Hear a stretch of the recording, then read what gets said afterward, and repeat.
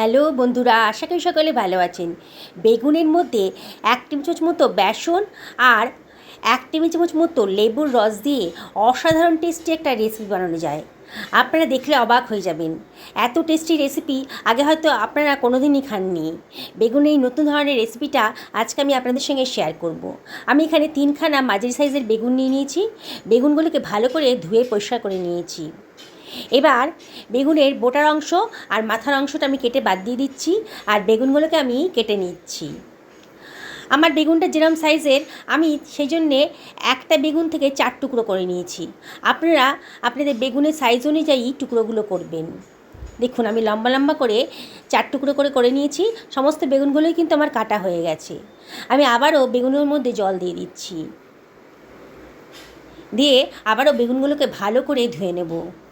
কাটার আগে একবার ধুয়ে নিয়েছিলাম, আবারও কাটার পরে বেগুনগুলোকে জলে ভিজিয়ে ভালো করে ধুয়ে নিচ্ছি।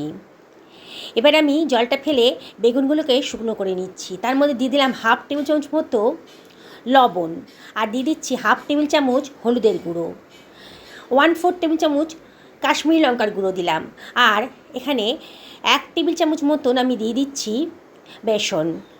বেশ ভরা 1 টেবিল চামচ মতো বেসন আমি দিয়ে দিলাম, আর আধখানা লেবুকে আমি কেটে রেখেছি, তার রসটা আমি পুরোটাই দিয়ে দিলাম।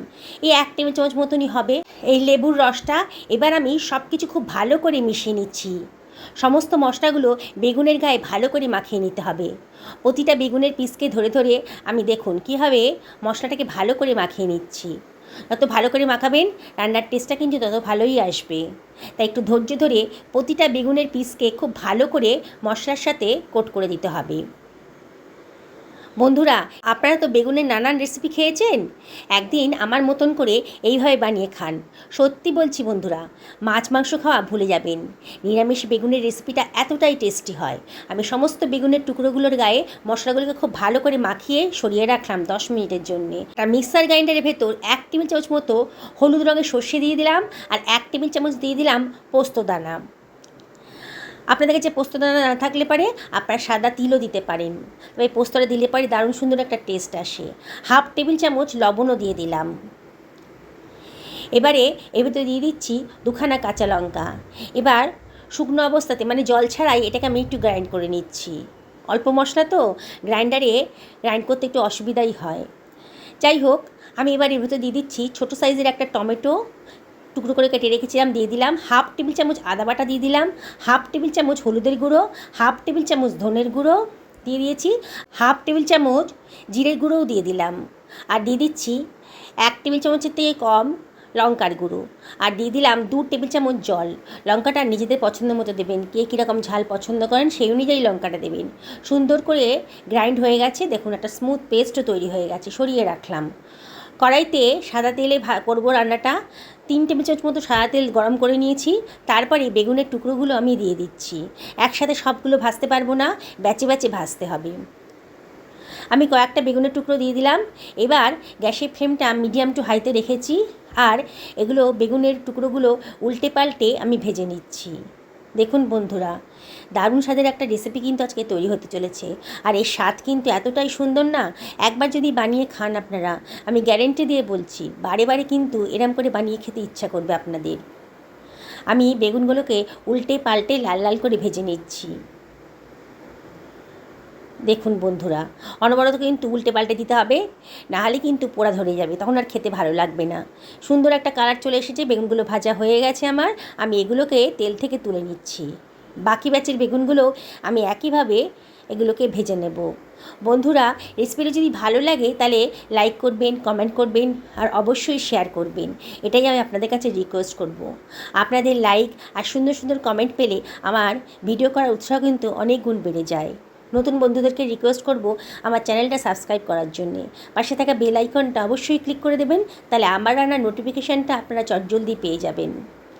বন্ধুরা, আমি দেখুন বেগুনগুলো সব ভাজা হয়ে গেছে। ওই তেলেই দিয়ে দিলাম 1/4 টেবিল চামচ মতন গোটা জিরে আর দারচিনির টুকরো, আর মশলার যে পেস্টটা আমি বানিয়ে রেখেছিলাম সেটাও দিয়ে দিলাম। দিয়ে অনবরত কিন্তু নাড়াচাড়া করে দিচ্ছি। গ্যাসের ফ্লেমটা মিডিয়াম টু হাইতে রেখেছি, আর অনবরত কিন্তু নাড়ছি। মশলাটা ভালো করে কষিয়ে নেব। কতগুলো তেজপাতাও দিয়ে দিলাম, দারুণ সুন্দর একটা গন্ধ বেরোবে। দেখুন নাড়তে নাড়তে কিন্তু মশলার কালারটা আস্তে আস্তে চেঞ্জ হয়ে যাচ্ছে। খুব ভালো করে মশলাটাকে কষিয়ে নিতে হবে। আমি ঢাকা দিয়ে দিলাম মিডিয়াম ফ্লেমে এই মিনিট 2-এর জন্যে। দেখুন ঢাকা তুলে দিয়েছি, দেখেই মনে হচ্ছে মশলাটা কিন্তু সুন্দর করে কষানো হয়ে গেছে। অনবরত কিন্তু নাড়তে হবে। এবারে আমি এর ভেতর দিয়ে দিচ্ছি 2 টেবিল চামচ মতো দই। আগে থেকে ভালো করে দইটাকে ফেটিয়ে রেখেছিলাম, বাটি ধুয়ে একটু জলও দিয়ে দিলাম, দিয়ে আবারও সব কিছু ভালো করে মিশিয়ে নিচ্ছি। বন্ধুরা, দইটি যখন দেবেন না, গ্যাসের ফ্লেমটা তখন অফ করে দেবেন, নাহলে একেবারে লো করে দেবেন, নাহলে কিন্তু দই ফেটে যেতে পারে। দইটা দেওয়া হয়ে গেছে, আবার গ্যাসের ফ্লেমটা মিডিয়াম টু হাইতে করে দিয়েছি, দিয়ে ভালো করে মশলাটাকে কষিয়ে নিচ্ছি। দেখুন মশলার গা থেকে কিন্তু তেল বেরোতে শুরু করে দিয়েছে, বোঝাই যাচ্ছে মশলাটা ভালো করে কষানো হয়ে গেছে। দেখুন কত সুন্দর করে মশলাটা কষানো হয়ে গেছে। আমি এর ভেতর দিয়ে দিচ্ছি 1 টেবিল চামচ মতো চিনি। চিনিটা অপশনাল, তবে দিলে পরে কিন্তু রান্নার টেস্টটা খুব সুন্দর আসে। আবারও মশলাটাকে ভালো করে কষিয়ে নিলাম। দেখুন বন্ধুরা, মশলাটা কিন্তু খুব ভালো করে কষানো হয়ে গেছে। এবার আমি এর ভেতর দিয়ে দিচ্ছি 1 বাটি পরিমাণ গরম জল। গরম জল দেওয়ার চেষ্টা করবেন, তাহলে রান্নার কালারটাও সুন্দর আসবে আর রান্নাটাও তাড়াতাড়ি হয়ে যাবে। আবারও সব কিছু খুব ভালো করে মিশিয়ে নিচ্ছি। গ্যাসের ফ্লেমটা আবারও মিডিয়াম টু হাইতে রেখে দিয়েছি। আমার লবণটা একটু কম মনে হচ্ছিল, তাই 1/4 টেবিল চামচ মতো লবণ আমি এর ভেতর দিয়ে দিলাম। রান্না করার সময় অবশ্যই একটু টেস্ট করে দেখবেন যে লঙ্কা লবণ এর স্বাদটা ঠিক মতো আছে কি না। আবার কতগুলো কাঁচা লঙ্কাও দিয়ে দিলাম, খুব সুন্দর একটা ফ্লেভার আসবে। এবার এই ঝোলটা ফুটতে শুরু করেছে যখন, তখন আমি ভেজে রাখা বেগুনগুলো এর ভেতর দিয়ে দিচ্ছি। বন্ধুরা, রেসিপিটা অতি সাধারণ, কিন্তু এত খেতে টেস্টি হয়েছে যে আপনাকে আমি বলে বোঝাতে পারবো না। একবার যদি এভাবে বানিয়ে খান না, বারে বারে বানিয়ে খেতে ইচ্ছা করবে। 1/2 টেবিল চামচ মতো গরম মশলার গুঁড়োও দিয়ে দিলাম, আর দিয়ে দিচ্ছি খানিকটা ধনেপাতা কুচি। এবার আমি ঢাকা দিয়ে মিনিট 5 থেকে 6 মিনিট লো ফ্লেমে রান্না করে নেব। মিনিট 5 বাদে দেখুন ঝোলটা কিন্তু অনেকটাই কমে গেছে। আপনারা কে কীরকম গ্রেভি পছন্দ করেন সেই অনুযায়ী জলটা দেবেন। আমরা আজকে রান্নাটা একটু পাতলা পাতলা রাখবো বলে আমি একটু ঝোলের পরিমাণটা জলের পরিমাণটা একটু বেশিই দিয়েছি। দেখুন আমার কিন্তু রান্নাটা হয়ে গেছে, বেগুনগুলো একেবারে মজে গেছে। দেখুন কত সুন্দর এসছে ঝোলের কালারটা। গরম ভাতের সাথে এইরকম একটা রেসিপি থাকলে আর কিচ্ছু চাই না। 1 প্লেট ভাত যে কখন খাওয়া হয়ে যাবে বুঝতেই পারবেন না। দেখুন আমি একটা সার্ভিং প্লেটে সার্ভ করে দিয়েছি, কি সুন্দর দেখতে লাগছে। দারুণ সুন্দর এই রেসিপিটা। আমি আপনাদেরকে রিকোয়েস্ট করব অবশ্যই একদিন বাড়িতে বানাবেন। বানানোটা কতটা সোজা দেখলেন তো, কিন্তু এর টেস্ট আপনাদের 3 দিন মনে থেকে যাবে। এত টেস্টি রেসিপি। গরম ভাতের সাথেও খেতে পারেন, পোলাওর সাথেও কিন্তু দারুণ সুন্দর খেতে লাগবে। দেখুন বেগুনগুলো কিন্তু একেবারে নরম হয়ে গেছে, দেখেই কিন্তু বানাতে ইচ্ছে করছে। সকলে ভালো থাকুন, এই কামনা করে ভিডিওটা এখানে শেষ করলাম।